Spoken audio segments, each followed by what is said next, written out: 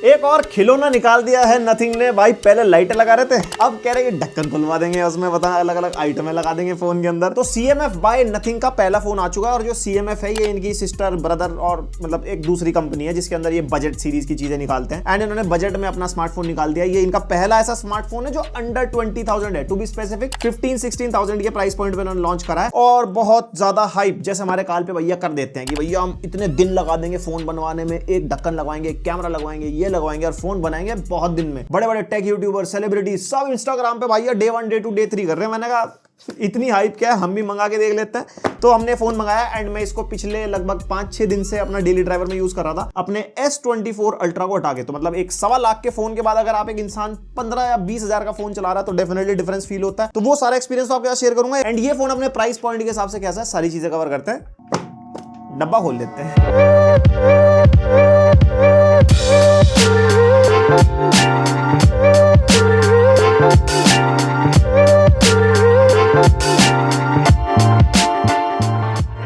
तो भाई डब्बे को लेकर उन्होंने फीडबैक ले लिया है। वो फाड़ने वाड़ने वाला सिस्टम हटा दिया। बस यहाँ पे अपने 2 कट मारो और आपका डब्बा नॉर्मली जैसे एक स्मार्टफोन का डब्बा खुलता है वैसे खुलेगा। और अंदर से यहाँ पे हमारे को एक स्मार्टफोन निकल जाएगा, उसके अंदर एक type C to type C cable निकल जाएगी और साथ में एक यूजर मैनुअल और यहाँ पे एक सिम इजेक्टर पिन। यहाँ पे वो पेंच वाला हिसाब नहीं है, पेंच वाला हिसाब इसके ढक्कन के अंदर है, वो दिखाता हूँ अभी। और उसके अलावा बॉक्स में कुछ नहीं है। बॉक्स में चार्जर होना चाहिए था। CMF बाय नथिंग को ये स्टेप ले लेना चाहिए था क्योंकि इंडिया की जो मार्केट है ना, जिसका बजट अंडर 20,000 वाला है, वो चार्जर एक्सपेक्ट करते हैं, वो ऑडियंस टैप हो जाती है। और मैंने बहुत लोगों को देखा है कि इसको तो चार्जर के लिए बढ़िया क्रिटिसाइज करा जा रहा है ट्विटर पे भी, यूट्यूब की वीडियोस में भी। लेकिन जब कोई और फोन रिव्यू करते हैं जहां पे चार्जर नहीं मिलता, बजट रेंज वाला अंडर 20,000 वाला, वहां नहीं बोलता कोई। समझ गए होंगे तुम। ये तो धोती खोल रहा है। और यहाँ पे फोन की पैकिंग कुछ ऐसी मिल जाएगी हमारे को।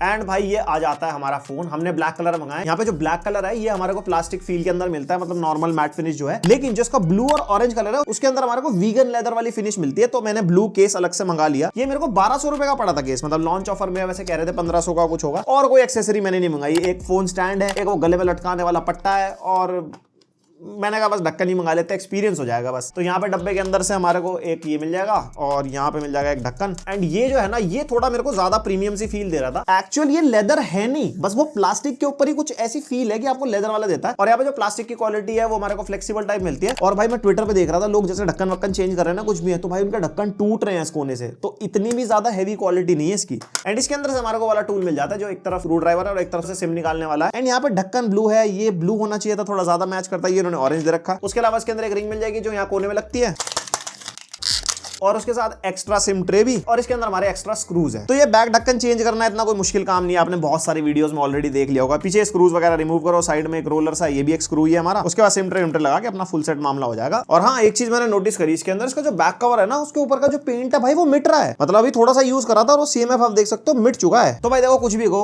2024 में ये मेरे को बहुत सही मूव लगा, जहां पे हमारे को बैक ग्लास मिलती है, पैनल हमारे चिपके हुए होते हैं, मतलब वो गर्म करके रिमूव करने पड़ते हैं कुछ है। ये ढक्कन वाला मामला है तो बहुत पुरानी चीज, मतलब पहले होता था, बट फोन के अंदर एक आपको ऐसी एक्सेसिबिलिटी देना कि आप एज अ कस्टमर खुद से कर पाओ, ये सुनने में बहुत नॉर्मल लगता है बट कोई कर भी तो नहीं रहा था ना, इसलिए मार्केट में हाइप भी फिर इन्होंने उस हिसाब से बना ली और फिर लोगों के दिमाग में नाम भी चढ़ गया। नथिंग का चौथा फोन है और 4 फोन में मार्केट में एकदम नथिंग का नाम भाई है लोगों की जुबान पे, वरना जल्दी से पुराने ब्रांड में नाम नहीं बना पा रहे। और यहाँ पे जो फोन है हमारा पूरा बॉक्सी डिजाइन में, जैसे मतलब कर्व्स नहीं है, यहाँ पे पूरी शार्प एजेस है और जो इन हैंड फील है ना वो इतनी ज्यादा कंफर्टेबल सी नहीं होती। और यहाँ पे हमारे को कैमरा मॉड्यूल थोड़ा डिफरेंट टाइप का कोने में मिल जाएगा। ये सब्जेक्टिव है, किसी को अच्छा लग सकता है किसी को बुरा। और ये वाला जो पार्ट है ना मेटल का है एंड जिसके बटन है वो भी हमारे को मेटल के मिलते हैं। और नीचे हमारे को टाइप सी पोर्ट, एक मोनो स्पीकर, एक ही साइड स्पीकर मिलता है। एंड यहाँ पे मिल जाती है हमारे को सिम ट्रे, जिसके अंदर अब या तो 2 सिम डाल सकते हो या एक मेमोरी कार्ड एक सिम डाल सकते हो, हाइब्रिड वाली है। और ऊपर भी हमारे को नॉइस कैंसिलिंग माइक्रोफोन मिल जाएगा, यहाँ पे लॉक अनलॉक बटन और यहाँ पे वॉल्यूम रॉकर बटन। और फोन की जो ओवरऑल बिल्ड है वो अच्छी फील होती है हाथ में। एंड फोन ना पता नहीं क्यों लाइट वेट फील भी होता है। या तो कह लो मैं S24 अल्ट्रा चला रहा था जो अपने आप में काफी हैवी है, इसका वेट वैसे 200 ग्राम्स के आसपास है। एंड भाई अगर तकनीकी बातें करते हैं, डायमेंसिटी 7300 के साथ ही आता है। नथिंग फोन 2A में 7200 था, तो उसको दिखाने के लिए कि हाँ 7300 ये थोड़ा ज्यादा पावरफुल होगा, बट ऐसा नहीं है। ऑलमोस्ट 7200 जैसी परफॉर्मेंस देता है। इवन 7200 के जो टेक स्पेक्स है ना वो 7300 से बेटर है। अब ये मीडियाटेक कैसी नेमिंग स्कीम कर रहा है वो मेरे को पता नहीं। और अगर इस कंफ्यूजन के बारे में ज्यादा डिटेल में जानना ना तो आप ज्ञान थेरेपी की ये वाली वीडियो देख सकते हो। इसमें राकेश भैया ने बहुत डिटेल में बता रखा प्रोसेसर नेमिंग स्कीम के ऊपर। तो ये थोड़ा सा मार्केटिंग वाला हिसाब किताब है। एंड ये इंडियाज फर्स्ट फोन है फिर डायमेंसिटी 7300। तो ये इंडियाज फर्स्ट का ठप्पा लेने के लिए तो इस तरीके से नेमिंग स्कीम यूज करी जाती है, जिससे ऑडियंस का भी थोड़ा बहुत बनाया जाता है और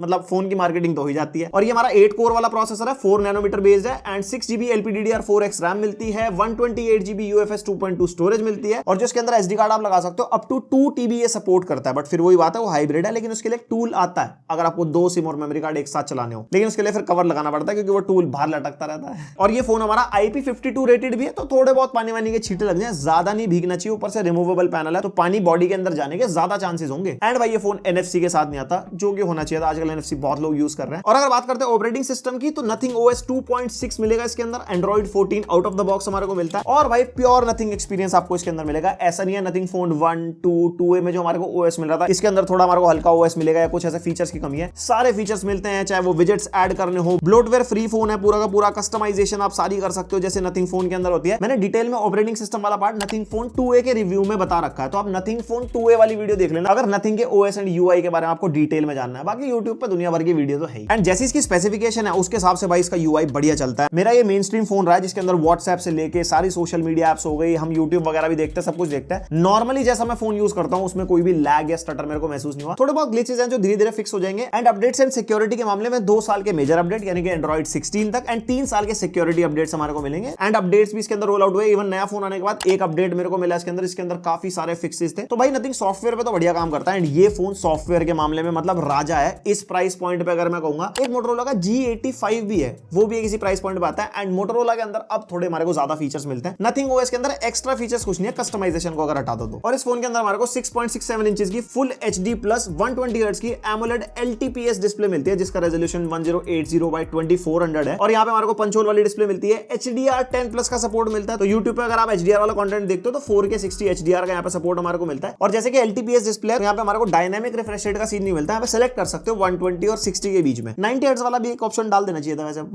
मतलब मेरा ऐसा ओपिनियन है। और 8 बिट कलर को सपोर्ट करती है। और यहाँ पे सेटिंग्स में जाके कलर मोड्स भी मिलते हैं, लाइव और स्टैंडर्ड, आप अपने हिसाब से सेट कर सकते हो, आपको जैसे कलर चाहिए। 240 हर्ट्ज का टच सैंपलिंग रेट मिलता है जो कि ठीक है अगर आप गेमिंग वगैरह करते हो कैजुअली, उसके अंदर कोई दिक्कत नहीं आती। एंड भाई स्मार्टफोन की ब्राइटनेस, यहाँ पे ब्रांड ने 2000 निट्स मेंशन करी है अपनी वेबसाइट पे। वो HDR में किसी एक पर्टिकुलर सेगमेंट में 2000 तक ये अचीव कर सकता है। नॉर्मली जो इसकी ब्राइटनेस है वो 500 या 700 निट्स के आसपास रहती है। इंडोर चलाने में कोई दिक्कत नहीं होती, इवन आउटडोर में भी चलाने में ऐसी कोई दिक्कत नहीं होती, अच्छी खासी विजिबल रहती है। और हम इसको लक्स मीटर से टेस्ट करके देख रहे थे, पीक 1700 1800 निट्स तक जा रही थी HDR कंटेंट में, यानी कि 2000 निट्स अगर मेंशन किया है तो उतनी पुश मार पा रही है। एंड कनेक्टिविटी के मामले में 5G फोन है, 9 5G के बैंड्स मिलते हैं, मेरे को ऐसा कोई प्रॉब्लम नहीं आई। ब्लूटूथ वर्जन 5.3 है, वाईफाई 6 है इसके अंदर, जायरोस्कोप हमारे को इसके अंदर मिल जाता है। गेम्स वगैरह में टेस्ट करके देख रहा था, प्रॉपर्ली चलता है। और यहाँ पे जैसे कि AMOLED डिस्प्ले तो अंडर डिस्प्ले फिंगरप्रिंट हमारे को मिलता है जो कि अच्छा खासा काम कर जाता है, ऐसी कोई दिक्कत आई नहीं मुझे। और जैसे कि ऑपरेटिंग सिस्टम की बात चल रही है, भाई वाइब्रेशन मोटर अच्छी वाली डाली है। मैं ये नहीं कह सकता नथिंग फोन के लेवल की है या प्रीमियम वाली वाइब्रेशन है, वो झिनझिन वाली नहीं है, वो जो एकदम जिग टाइप की वाइब्रेशन होती है ना, वो ही है इसके अंदर। एंड वाइब्रेशन के जो हैप्टिक्स हैं वो जैसे रिंगटोन में हमारे नथिंग फोन में चलते हैं वैसे इसके अंदर भी चलते हैं। तो वाइब्रेशन में कह सकता हूं प्राइस पॉइंट के हिसाब से अच्छी है। एंड ये फोन वाइडवाइन L1 को सपोर्ट करता है, यानी कि आप फुल HD में OTT पे कंटेंट देख सकते हो। YouTube में 4K 60 HDR चली जाता है। और यहाँ पे नेटफ्लिक्स में हमने चेक करा, कोई भी HDR का सपोर्ट नहीं मिल रहा था। एंड ओवरऑल अगर फोन पे आप कंटेंट वगैरह देखते हो, डिस्प्ले अच्छी है। यहाँ पे कलर्स वगैरह हमारे को अच्छे मिलते हैं क्योंकि AMOLED डिस्प्ले है। कलर गैमेट इन्होंने मेंशन नहीं करा, बट ओवरऑल जिस प्राइस का फोन है डिस्प्ले यहाँ पे डिसअपॉइंट नहीं करती। लेकिन हाँ, एक चीज मैंने फील करी है, इसके कलर इतने ज्यादा बूस्टेड या कंट्रास्टी फील नहीं होते। नॉर्मली अगर हम दूसरे AMOLED स्क्रीन वाले फोन से कंपेयर करें तो थोड़े से न्यूट्रल साइड या न्यूट्रल से थोड़ा सा ऊपर वाले सैचुरेट वाले, ज्यादा ही ऐसे एकदम पंची वंची वाला हिसाब किताब नहीं है। और भाई अगर परफॉर्मेंस की बात करते हैं, अंतुतु बेंचमार्क अपने सामने देख सकते हो, 6,29,000 के आसपास स्कोर निकल के आया। Geekbench 6 के नंबर्स आपके सामने हैं। और हमने CPU थ्रॉटल टेस्ट किया था, बढ़िया ग्राफ एकदम निकल के आया, काफी ज्यादा सही मैनेज कर रहा है फोन थर्मल्स वगैरह को। एंड यस, परफॉर्मेंस की बात चलिए, गेम टेस्ट हमने करे, इसके अंदर एक बार आप गेम टेस्ट भी देख लो। सबसे पहले BGMI टेस्ट करके देख रहे थे, यहाँ पे स्मूथ पे तो एक्सट्रीम मिलता है जो हमारे 60 FPS है, एंड HDR पे अल्ट्रा तक मिल जाता है इस फोन के अंदर, लेकिन हमारे को ज्यादा FPS चाहिए थे तो स्मूथ पे एक्सट्रीम हम टेस्ट करके देख रहे थे। एंड अच्छा खासा लंबा गेम प्ले मैंने इसके अंदर किया, 55 to 60 स्टेबल फ्रेम रेट मिल रहे थे, उसके नीचे ड्रॉप ही नहीं हुआ। मल्टीपल लोकेशंस भी ट्रैवल करके देख ली, यहाँ पे बंदे भी मार के देख लिए, सब कुछ कर लिया, लेकिन FPS हमारे 58 59 तो भाई साहब स्टेबल थे और कभी कभी 55 तक जा रहे थे। फिर COD मोबाइल हमने टेस्ट किया, लो पे मैक्स FPS मिल रहे थे, मीडियम पे भी मैक्स FPS, हाई पे भी max FPS and very high पे वेरी हाई FPS थे। तो मैंने सोचा चलो हाई पे मैक्स टेस्ट करके देख लेते हैं। हैं। और यहाँ मैक्स पे हाई पे आराम से इसके अंदर भी हमारे को 59.7 FPS मिल रहे थे, जो मतलब पीक आ रहे हैं गेम के अंदर। इसके अंदर मतलब 60 FPS वाली आप गेमिंग कर सकते हो। एंड मल्टीप्लेयर खेल के देख रहे थे तो भाई मतलब ऐसा कोई FPS का ड्रॉप वगैरह नहीं मिला। और हाँ, जायरो, भाई जायरो बहुत लोग यूज करते हैं। जायरो इसके अंदर बढ़िया घुमा घुमा के आप आराम से गेमिंग कर सकते हो, प्रॉपर चलता है जायरो वगैरह भी इसका। उसके बाद लास्टली जेंशन इंपैक्ट यहाँ पे लोएस्ट डिफॉल्ट दिखा रहा था, क्योंकि भाई ज्यादा पावरफुल नहीं है। एंड FPS मैंने 60 पे कर दिए थे, क्योंकि ज्यादा FPS मिलता है ना उससे। यहाँ पे भाई अच्छा खासा लंबा हमने गेम प्ले रखा। यहाँ पे 58 59 FPS हमारे को मिल रहे थे, मतलब कोई भी यहाँ पे ऐसा FPS का ड्रॉप नहीं मिला भाई लंबे गेम प्ले के अंदर भी। लोएस्ट सेटिंग है, बस उस चीज का थोड़ा ध्यान रखना। और हाँ, इतने सारे गेम टेस्ट करने के बाद जो टेम्परेचर्स हैं हमारे, वो 38 39 36 34 के आसपास है। मतलब वार्म साइड डिवाइस फील होती है, ज्यादा ऐसा एक्सट्रीम गर्म नहीं होती। तो गेमिंग मतलब कैजुअल टाइप की इस फोन पे आप आराम से कर पाओगे। और भाई बैटरी वाला पार्ट इस फोन का मुझे थोड़ा सा इंप्रेस कर गया, पता नहीं कैसे। यहाँ पे 5000 mAh की बैटरी है, जो यूजुअली आजकल हमारे को सब फोन में मिली जाती है, लेकिन इसका बैटरी बैकअप आई थिंक इसके OS की वजह से भाई काफी अच्छा चल रहा था। सुबह 10 बजे मैंने 100% चार्ज कर लिया था इसको। एंड पूरा दिन हमारा व्हाट्सएप, ट्विटर, इंस्टाग्राम, यूट्यूब पे कमेंट्स पढ़ना